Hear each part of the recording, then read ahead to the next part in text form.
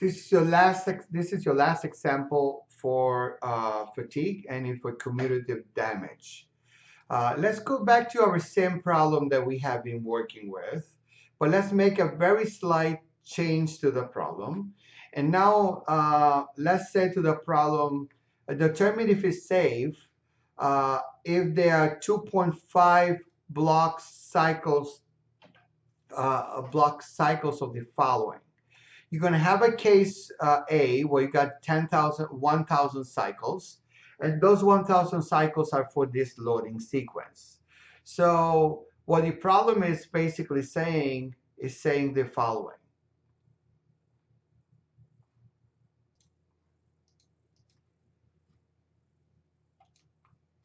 The problem is saying, listen, your case A, okay? Case A says your small n, okay, 1, is going to repeat for 10,000 cycles, okay, and has a loading sequence of 20,000 pounds, has a fluctuating tensile load. These are all fluctuating tensile loads of 10,000. So when he says fluctuating tensile load, you know that the problem actually is doing this. It's completely tensile. Here is the same thing, right? We are completely tensile. And remember, we have to multiply all these loads by 1.5 at the end of the day. The case B in my problem, what does it say? 5,000 cycles is fully reversed, and m is equal to 5,000.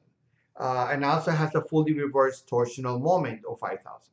So this N2 in my problem would be 5,000. And I have a M that's completely fully reversed, okay? And this is a P maximum. So when I'm saying fully reversed, 5,000 pounds, what I'm really saying is, hey, it's going to be fully reversed. It's going between 5,000 and minus 5,000. That's what the terminology means.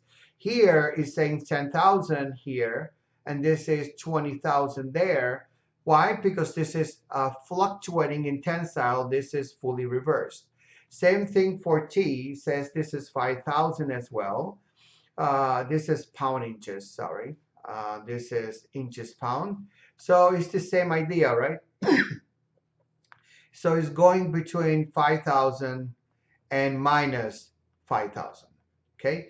This is loading sequence case B. And the case C then is your small n, and your small n is nothing else than 500 cycles, okay? It's 500 cycles. And what do we have?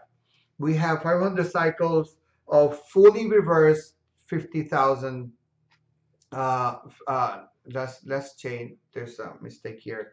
It's 5,000 pounds. Okay. So we will come here, and we will say this is 5,000 pounds. P is equal to 5,000 pounds, and it's fully reversed. Okay. So it goes from 5,000 to minus 5,000 to 5,000. Okay. So this is what your problem is actually, the problem is really stating. So what we want to do at the end of the day, what we are trying to do is we are trying to find for this case, your big N1, how much is the life cycle, sorry,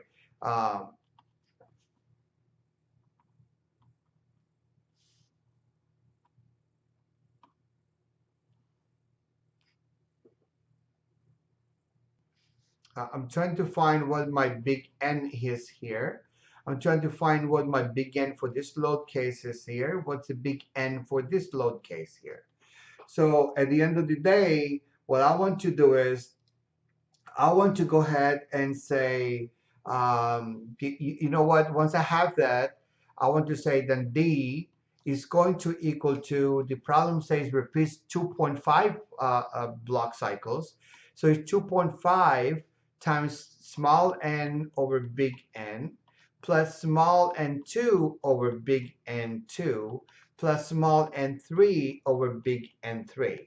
This is what I want to find. I want to ensure that this is actually bigger or equal than 1.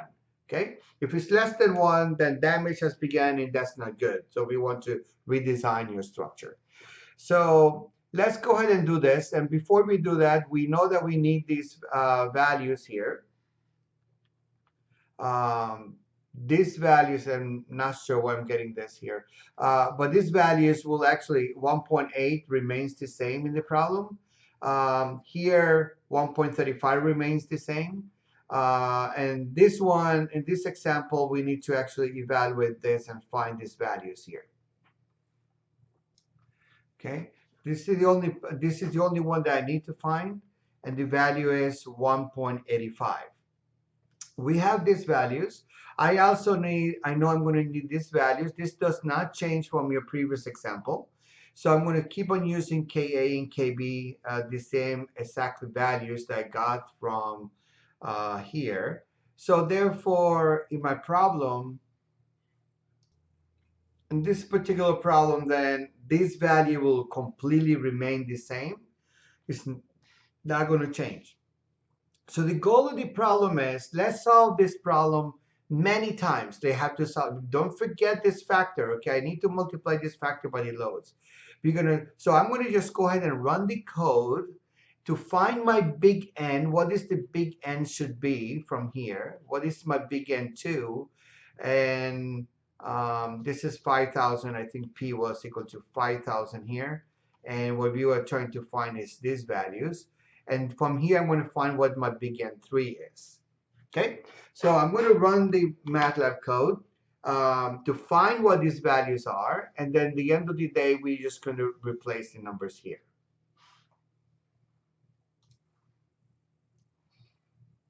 So you can actually see me running this MATLAB code. This is 10,000. 0. Case, in this particular case, this is torsion combined with axial. So I'm going to choose case number 3. It is circular. The diameter is 2. KTA is 1.8.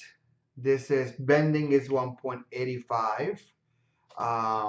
Torsion is 1.35. You have to make sure these numbers are correct.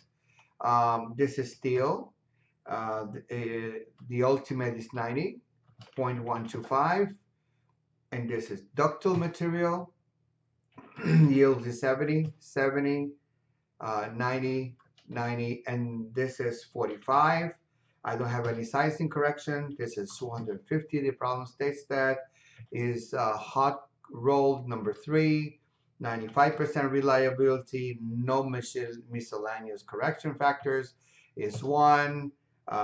This happens at 10 to the 6. This is where your endurance limit is defined, and let the code run. You can see when the code runs, it gives you the value, you know, your SE.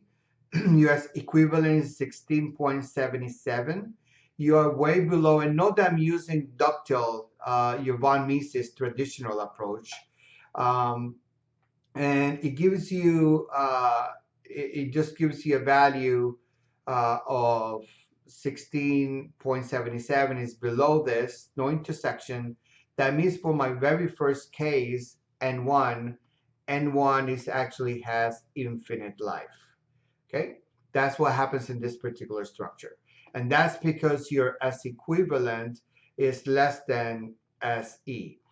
Don't forget in your problems how to do a static check. Okay, your static check, if it's brittle material, ductile material, it is SA plus absolute value of SM. You have to ensure this is less than sigma yield. And if it's brittle material, it's SUT. Okay, this is for ductile material. This is for brittle material. I always have to make this check. If this is true and this is true, then yes, then N is equal to infinite. Let's go to the second case and run the second case. Note that for the second case, I don't have axial loads, but my M maximum is 5,000 and bending is minus 5,000. That's the minimum because it's fully reversed. The same here, 5,000 minus 5,000. That's what's really going to change in the problem here. And now you have the case of torsion combined with bending. Okay, so that's the case you want to use, case number 2. And this is 2, and the rest of the problem is actually the same. So in case number 2, this is case number 2 is also less than this. This is a 1954, and remember this was 22. So it's way less than that. So it's also N2 is also infinite life. And then when you run your code, you can also show that US equivalent for the third case also gives you less than that, and is N2 is also infinite life. For this particular structure, your D is equal to 2.5. D is equal to 2.5. N1, this is infinite, plus N2, this is infinite. This is N3, this is infinite. So the value that you're actually getting from here is actually equal to 0. So he's saying it's really there is no damage. This is all equal to 0. It says your structure, when this is actually equal to 0, you're saying you have infinite life. That's what you're really trying to say. Okay, just remember from your notes, if this is less than 1, you're saying it's safe. Okay, if D is actually bigger than 1, then damage has begun.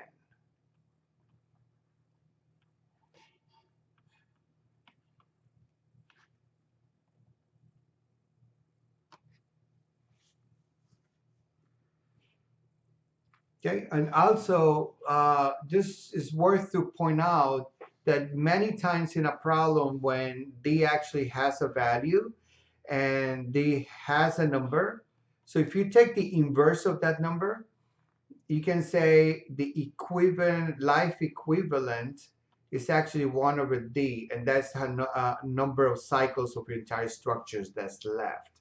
That's another way you can also do that. Okay, so 1 over D will give you that. That's in the case, in the event when this actually has the number. Okay, so this completes this example.